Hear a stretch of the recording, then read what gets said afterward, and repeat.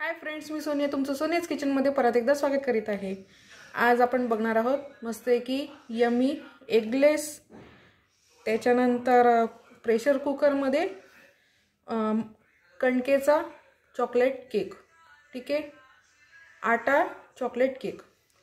तर साहित्य आणि कृती आपण सोबतच बघणार आहे, कारण की यासाठी खूप प्रोसिजर आहे, तर ती मी इझी करून सांगणार आहे तुम्हाला। ठीक आहे, आणि प्रमाण सुद्धा मी तुम्हाला कृतीमध्येच सांगते। तर इथे मी 1 वाटी कणिक घेतलेली आहे। तुम्ही तुमच्या घरी जी गव्हाची कणिक यूज करता ती घेतली आहे। मैद्याच्या ऐवजी मी कणकेचा वापर करणार आहे। ठीक आहे, तर तुम्ही जे मेजरमेंट आता घेणार आहे तर ते एकच फिक्स करायचा। जो तुम्ही कप कणिकसाठी घेणार आहे तेवढाच कपने बाकीचे सगळे मेजरमेंट्स घ्यायचे। आणि स्पून जर कधी तुम्ही हा वापरत असाल तर हा स्पून सगळे मेजरमेंटसाठी वापरायचा। तुम्ही एकच काहीतरी प्रमाण ठेवायला पाहिजे। तर इथे मी कणिक घेतली आहे। चाळून आपण यासाठी घेणार आहे म्हणजे छान मोकळी मोकळी होते। तर आता मी या कणकेमध्ये टाकते 2 चमचे कोको पावडर,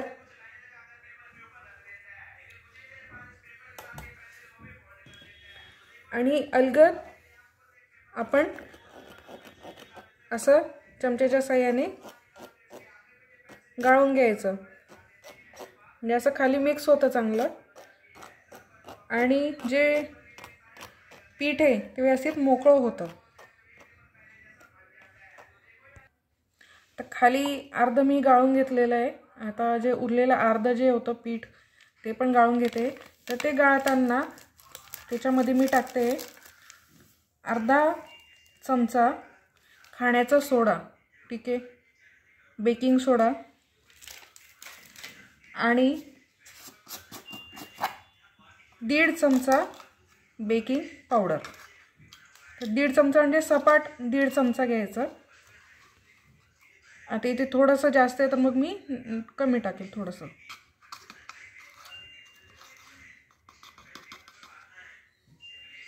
ठीक आहे, तर आता हे आपण व्यवस्थित जसं आधीचं गाळून घेतलं चमच्याच्या साहाय्याने तसंच गाळून घ्यायचं हे सुद्धा मिश्रण। इथे आपलं कणिक, त्याच्यानंतर बेकिंग सोडा, बेकिंग पावडर आणि कोको पावडर व्यवस्थित मिक्स करून झालेलं आहे आणि आपण गाळून घेतलेलं आहे। गाळल्याने काय होतं, व्यवस्थित मोकळं होतं पिठं आणि त्याच्यानंतर व्यवस्थित मिक्स होतात। तर आता हे आपण थोडं साईड आउट करून घेणार आहे। आता आपण याच्यामध्ये जे आपण लिक्विड टाकणार आहे ते बनवून घेणार आहे। तर त्यासाठी आपल्याला घ्यायचं आहे पाव वाटी तेल। आता ही तीच वाटी मी यूज केलेली आहे की ज्याच्याने मी पीठ मोजलं होतं, त्याच वाटीचं प्रमाण आहे। त्याच्यानंतर इथे आपण टाकणार आहे पाऊण वाटी पिठी साखर। आता पिठी साखर व्यवस्थित मिक्स करून घ्यायची तेलामध्ये। आता इथे मी तेल घेतलं आहे, तुम्ही तेलाच्या ऐवजी बटर सुद्धा यूज करू शकता, मेल्टेड बटर किंवा तूप सुद्धा यूज करू शकता। सर्वप्रथम आपण मिक्स करून घेणार आहे तेलामध्ये। पिठी साखर व्यवस्थित मिक्स झालेली आहे, हे बघा अशी सॉफ्ट झालेली आहे। तर आता याच्यामध्ये मी टाकते पाऊण वाटी दूध। तुम्ही पाण्याचा सुद्धा वापर करू शकता, मी इथे दूध घेतलेलं आहे। तर आता आपल्याला ही जी साखर आहे ही व्यवस्थित विरघळू द्यायची आहे। ठीक आहे, तोपर्यंत फेटत राहायचं। आता इथे आपण जे केकचं जे आहे पॉट त्याला आपण ग्रीस करून घेणार आहे आणि तयार करून ठेवणार आहे, कारण की जेव्हा आपण सगळं मिश्रण एकत्र करतो तेव्हा ते जास्त वेळ आपण ठेवू शकत नाही। तर ते मिक्स करण्याच्या अगोदर लिक्विड आणि आपले जे पीठ आहे ते मिक्स करण्याच्या अगोदर आपण आपला पॉट तयार करून घेणार आहे। तर मी ग्रीस करण्यासाठी आधी खाली तूप टाकलेलं आहे, गरम केलेलं तूप टाकलं आणि असं कडांना पण लावून घ्यायचं ते तूप हाताने व्यवस्थित। ठीक आहे, आणि आता याच्यामध्ये काय करायचं की बटर पेपर येतो, तर तो बटर पेपर असा खाली टाकायचा। ओके, अशा पद्धतीने टाकायचा आणि थोडं तूप त्याच्यावरती आलं तरी चालेल. असं वरतून पसरून घ्यायचं. ठीक आहे. आणि थोडंसं मी अजून वरतून टाकते. बटर पेपरला शक्यतो तर गरज नसते, पण मी सेफर साईड लावते. आता तुमच्याकडे बटर पेपर नसेल तर तुम्ही कोणताही साधा A4 साईजचा व्हाईट प्लेन पेपर असतो तो तुम्ही घेऊ शकता. तो कट करायचा. ओके. जसा साचा असतो, मोल्ड असतो, त्याच्यानुसार कट करायचा आणि तो खालून तूप लावायचं आणि पेपर ठेवायचा, परत वरतून तूप लावायचं. ठीक आहे. अशा पद्धतीने तयार करून घ्यायचं आपलं मोल्ड. आता आपण आपली प्रोसिजर कंप्लीट करून घेऊयात. सो आता आपण हे जे मिश्रण घेतलं आहे त्याच्यामध्ये टाकते मी इसेन्स, पायनॅपल इसेन्स टाकला. ओके. त्याच्यानंतर जी आपण साखर जी विरघळवून घेतली आहे तेल आणि दुधामध्ये, ते मिश्रण टाकायचं आहे. एकदम नका टाकू, हळूहळू करून टाका. कन्सिस्टन्सी मॅटर करते. एकदम पण घट्ट नको आणि एकदम पण पातळ नको.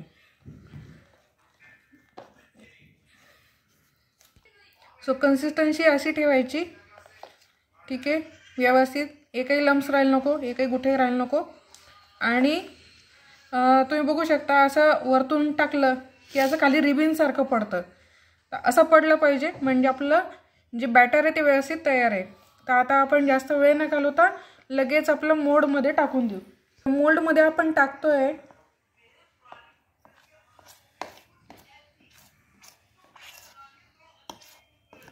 जास्त फेटायचं पण नाही.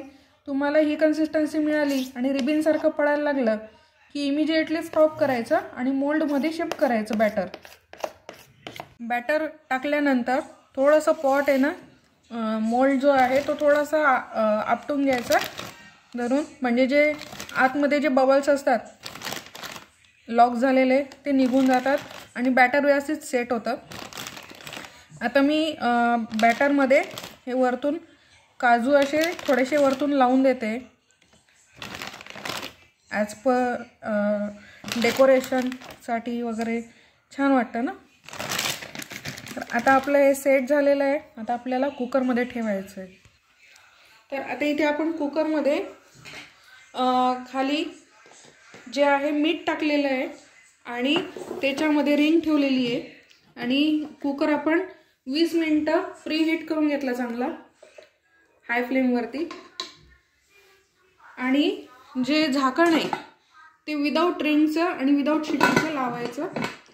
आता मीडियम टू हाय फ्लेमच्या मध्ये जवळपास 20 मिनिटं आपण कुकर राहू देणार आहे आणि त्याच्यानंतर 10 मिनिटं लो फ्लेमवरती. सो फ्रेंड्स, आपला केक तयार आहे आणि मी सुरी घेतली होती. ठीक आहे. तर झाकण काढल्यानंतर ते सुरीने करून पाहिलं, प्रिक करून पाहिलं तर काहीही चिपकलं नाही, म्हणजे खालपर्यंत व्यवस्थित शिजलेला आहे. तर आता आपण हे केक आपण बाजूला बाहेर काढून घेणार आहे. सो फ्रेंड्स, मी मोल्डमधून काढून घेतलं आहे आणि हे जे असं फुगलेलं आहे, थोडेसे क्रॅक्स गेलेले आहे, याचा अर्थ आपला केक व्यवस्थित बेक झालेला आहे. तुम्ही असे बघू शकता व्यवस्थित छान पोरस जाळी आलेली आहे. ठीक आहे. बॅक साईडने पण छान सॉफ्ट आहे, स्पंजी आहे आणि मॉइश्चर कंटेंट एकदम व्यवस्थित आहे. तर आता तुम्ही असं सुद्धा एन्जॉय करू शकता. तर मी याच्यावरती थोडंसं ॲडिशनल करणार आहे. तर मी याच्यावरती वरतून चॉकलेट सिरप लावणार आहे. सो आता मी चॉकलेट सिरप टाकते. हे रेडीमेड आणलं होतं. याच्याऐवजी तुम्ही मेल्टेड चॉकलेट घेतलं तरी चालेल. तर आता हे असं व्यवस्थित टाकून घ्यायचं आणि नाईफने असं छान सगळीकडे पसरवून घ्यायचं.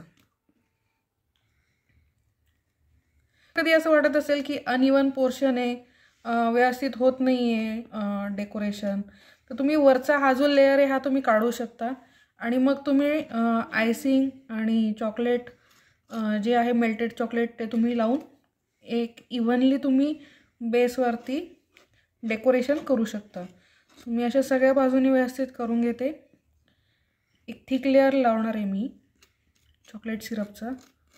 सो फ्रेंड्स, मी मस्त की सेंटरला टाकले आहे स्प्रिंकल्स, जे असे छोट्या डब्यांमध्ये मिळतात, तर ते टाकलेले आहेत.